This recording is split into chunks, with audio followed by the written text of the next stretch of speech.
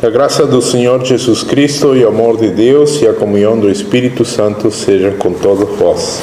Amém.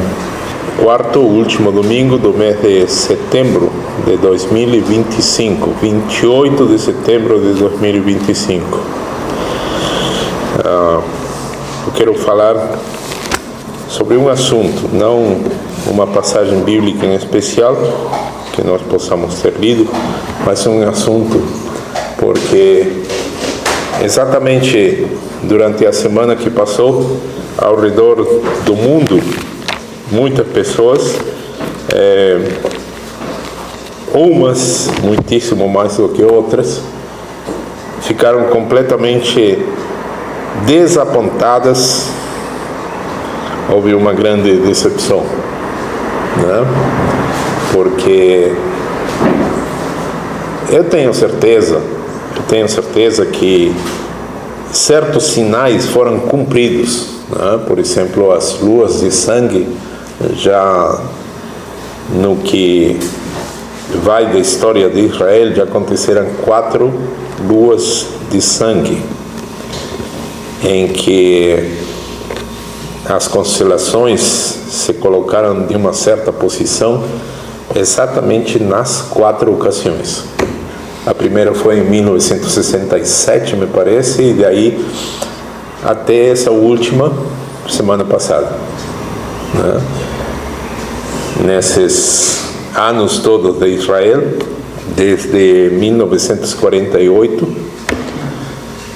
aconteceram essas 4 ocasiões, essas 4 configurações dos astros, né?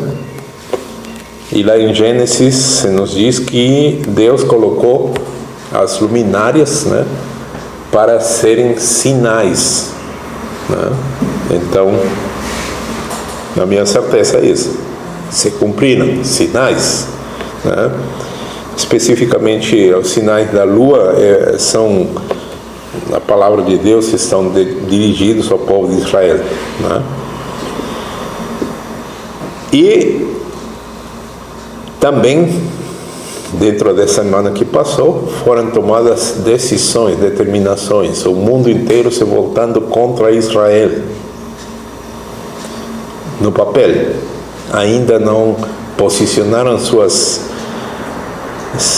exércitos, suas armas contra o povo de Israel, né? Mas no papel já estão posicionados contra. Pessoas do mundo inteiro viram a transmissão da televisão quando o premier de Israel foi deixado falando sozinho. Ficaram algumas pessoas, as delegações de alguns países, mas a grande maioria abandonou, né, o local quando ele começou a falar.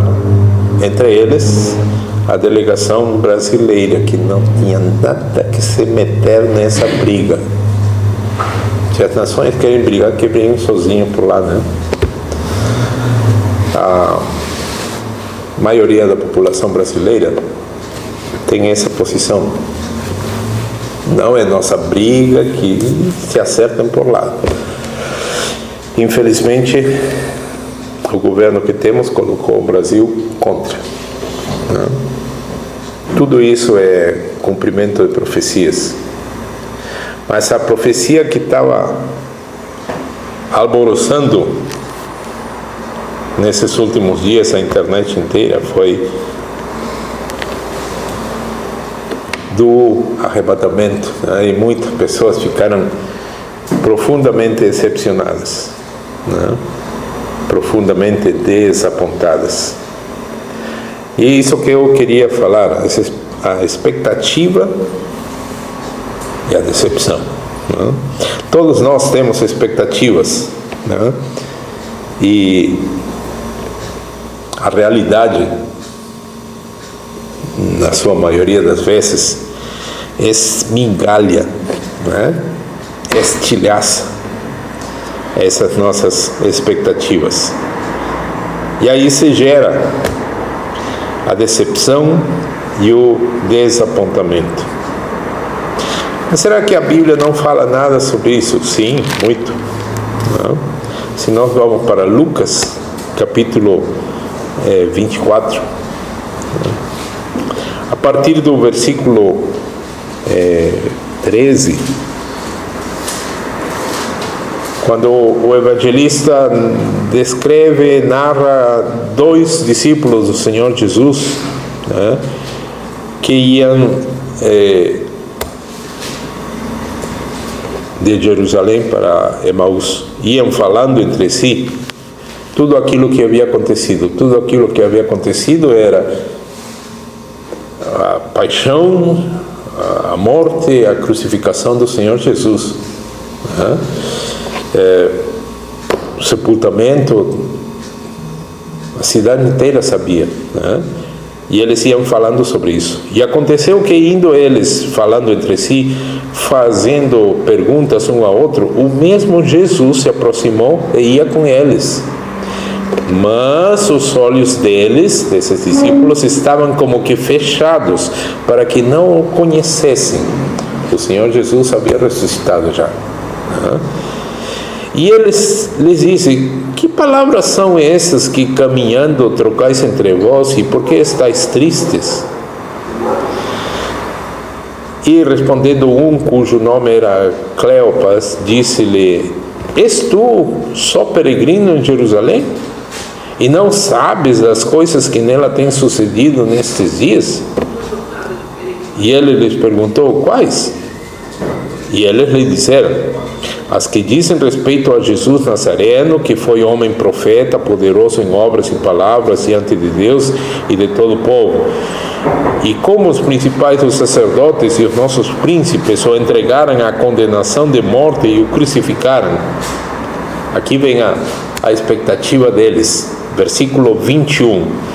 E nós esperávamos que fosse ele o que remisse Israel, mas agora, sobre tudo isso, já é hoje o terceiro dia desde que essas coisas aconteceram. Nós esperávamos que ele remisse Israel. Nós o reconhecemos como Messias porque está escrito que o Messias restabeleceria o reino. Está escrito que o Messias, né, lutaria pelo povo contra as outras nações. Essa era a expectativa. Nós esperávamos que fosse ele que remisse Israel. Mas faz 3 dias que ele está sepultado. Essa era a expectativa dos discípulos do Senhor, né? Nós temos o próprio arauto do Senhor. Vamos retroceder, estamos aí em Lucas, vamos para Lucas capítulo 7, versículo 18 em diante. E os discípulos de João anunciaram-lhe todas estas coisas. E João, chamando 2 dos seus discípulos, enviou-os a Jesus, dizendo: és tu aquele que havia de vir, ou esperamos outros? Onde estava João? João estava na prisão. João estava preso, né? Ele sabia que ele era o arauto, por revelação divina, né? Ele mesmo disse, né? Voz do que clama no deserto, eu vim preparar o caminho do Senhor, eu vim preparar o caminho do Messias. E ele se encontra com o Senhor Jesus naquele, por todo mundo chamado batismo de Jesus, que na verdade foi aí que o Senhor Jesus foi ordenado sacerdote, né? Já estudamos isso. O Senhor Jesus era da tribo de Judá, não poderia ser sacerdote, mas de acordo com o que a palavra nos mostra lá em Hebreus, ele é sacerdote segundo a ordem de Melquisedeque, sumo sacerdote segundo a ordem de Melquisedeque. Quando começou? Lá naquele chamado batismo, né? Por isso que o João, o sacerdote João, filho do sacerdote Zacarias, não queria proceder a batizar a Jesus, porque as pessoas vinham confessando os seus pecados. E João mesmo disse: eu preciso ser batizado por ti, não tu por mim. Mas aí aconteceu aquilo todo, e aquela coisa miraculosa, o céu se abrindo, o Espírito Santo descendo sobre Jesus, a voz do Pai falando: este é meu Filho amado. Sabemos essas coisas. Mas João acaba indo preso por ordem de Herodes. Está lá preso. E aí essa expectativa, certamente, né? Peraí, eu sou o arauto, ele é o Messias e eu estou preso. Por isso que acontece esta, que muitos chamam de ele fraquejou na sua fé. Esquecemos que estamos lidando com homens, pessoas comuns como nós, qualquer um de nós. E estando na prisão, ele envia os seus discípulos com a pergunta: és tu aquele que havia de vir, ou esperamos outro? O arauto do Senhor também sentiu essa questão da sua, vamos dizer assim, decepção. Temos que entendê-lo. João o Batista não foi um anjo vindo do céu. João Batista foi um ser humano igual que nós. A Bíblia nos diz, com as mesmas paixões, com os mesmos sentimentos, com as mesmas sensações, igual que qualquer um de nós. E diante dessa situação terrível de estar preso, certamente ele se questionou: será que ele? Não será que me enganei? As expectativas não preenchidas, as expectativas estilhaçadas pela realidade, provocam essa reação de decepção, de desapontamento. E recentemente, essa questão no mundo inteiro: vai acontecer o arrebatamento, vai a passar el rapto. Isto em espanhol, porque todas as nações ao nosso redor, os cristãos estavam esperando isso. The rapture em inglês. Muitas igrejas nos Estados Unidos também estavam nessa expectativa. As expectativas humanas são baseadas em sensações, sentimentos, mas nós precisamos ir para a Bíblia para compreendermos que expectativa não é fé. Qual a diferença? Grandíssima. De acordo com Hebreus, fé é certeza, não expectativa. Nós temos paz nas nossas almas porque temos certeza que já fomos transportados do império das trevas para o reino do seu Filho. E isso nos traz paz. Temos fé no Senhor Jesus. Nós não temos uma expectativa no Senhor Jesus. Nós não temos uma expectativa de sermos perdoados. Percebem? Todo cristão tem fé no Senhor Jesus e ele está tranquilo, sabendo que seus pecados foram perdoados. Isso é fé. Porque fé é certeza. Vamos para Timóteo, segunda carta de Paulo a Timóteo, capítulo 2. Segunda Epístola de Paulo a Timóteo, capítulo 2, versículo 24 ao 26, onde está escrito: E ao servo do Senhor não convém contender, mas sim ser manso para com todos, apto para ensinar, sofredor, instruindo com mansidão os que resistem, a ver se porventura Deus lhes dará arrependimento para conhecerem a verdade e tornarem a despertar, desprendendo-se dos laços do diabo, em que à vontade dele estão presos. O servo do Senhor deve ser apto, versículo 25, instruindo com mansidão os que resistem, tendo a fé que Deus vai dar arrependimento. Não diz isso. Diz tendo a expectativa, mas não diz essa palavra, pastor. A frase, a ver se porventura,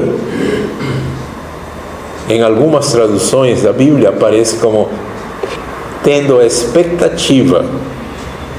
Está aqui a prova de que expectativa não é fé, não é certeza. É uma expectativa. Eu sempre digo, podemos ficar aqui de dia, olhando para um poste de luz, uma árvore, tendo a expectativa de que um urubu pouse, tendo a expectativa de que tem aqui na nossa cidade ibis, aquele de bico, né? Pouse. É diferente de fé. Não, eu tenho fé. Não está escrito na palavra de Deus, não posso ter fé de que vai acontecer aquilo. Expectativa, todo mundo pode. Você pode, está liberado, pode ter as expectativas que quiser.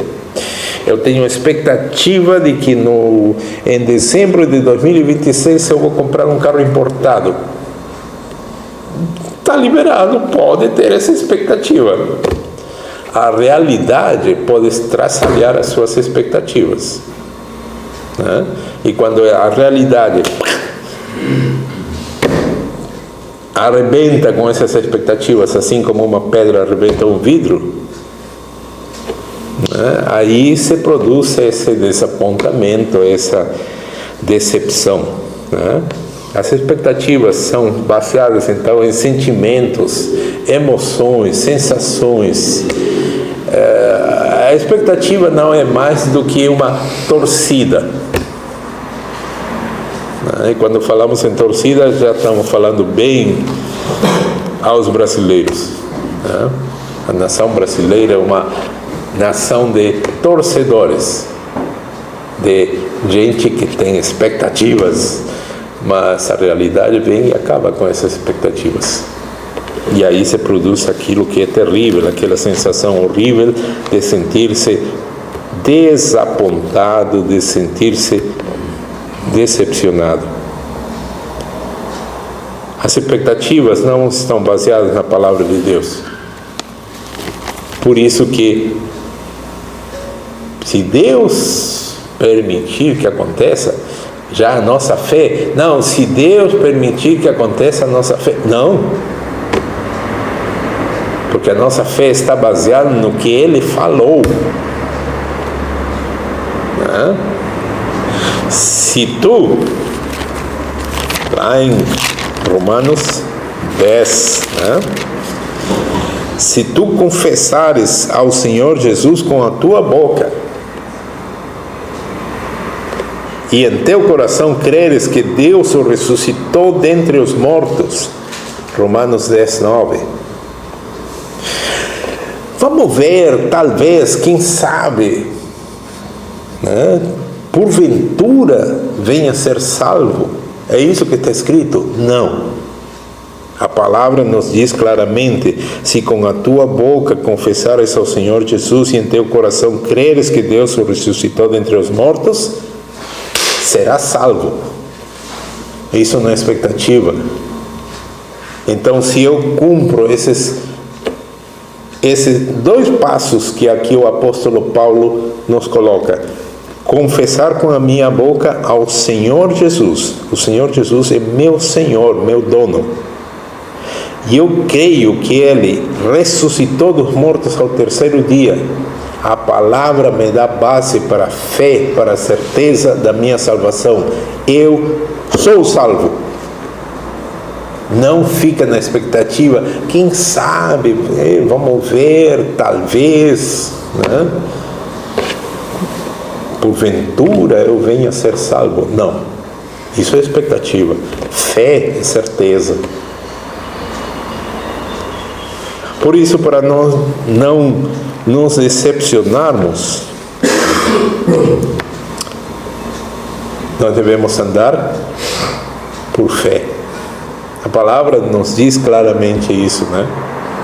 Porque nós andamos por fé.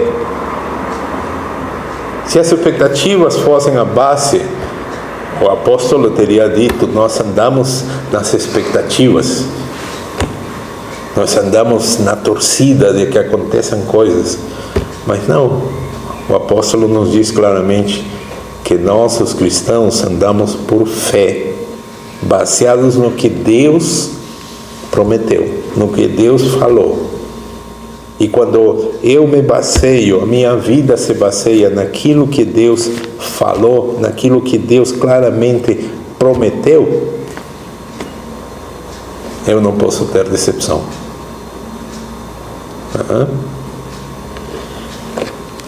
Nós temos misturado aí nessa questão toda. E quando eu digo nós todos, nós como cristãos, não só aqui no Brasil, no mundo inteiro, podem ter certeza, no mundo inteiro, durante essa semana que passou, estavam esperando que acontecesse aquela coisa espantosa, miraculosa, de gente desaparecendo, de mortos sendo ressuscitados, num abrir e fechar de olhos, e nós deixarmos esse mundo tenebroso. Mas tudo isso foi só expectativa. Todavia, nós podemos e devemos continuar na nossa certeza que em um momento determinado, quando o Pai decidir, isso vai acontecer. Isso vai acontecer. Fé é certeza, não é expectativa. Que Deus nos conceda que a nossa vida esteja baseada sempre em tudo aquilo que Deus falou, em tudo aquilo que Deus prometeu. Por isso que existe desde a reforma, lá no século XVI, 1500 e pouco, o sola escritura. O que significa o sola escritura? Muitos malinterpretam pensando que isso se refere a defender as doutrinas da nossa igreja. Não. O sola escritura é fazer como faziam os bereanos. Os bereanos ouviram a pregação de Paulo e eles conferiam com as escrituras se o que Paulo dizia estava lá escrito. Só a escritura é isso, que a nossa fé se baseia no só a escritura, não somente a escritura. Aquilo que você acredita é a sua expectativa ou é a fé porque está escrito? Qualquer coisa que você acredite tem que estar na palavra. Não, eu creio assim, assim, assim, porque está escrito nos versículos tal, tal, tal. Está escrito. Isso é ser só a escritura. Que Deus conceda a cada um de nós que a nossa vida se baseie e esteja dirigida pela palavra de Deus. Que a nossa vida esteja baseada na fé, em tudo aquilo que Deus disse e prometeu. Que o Senhor conceda a cada um de nós. Amém. E em mim, ó Deus,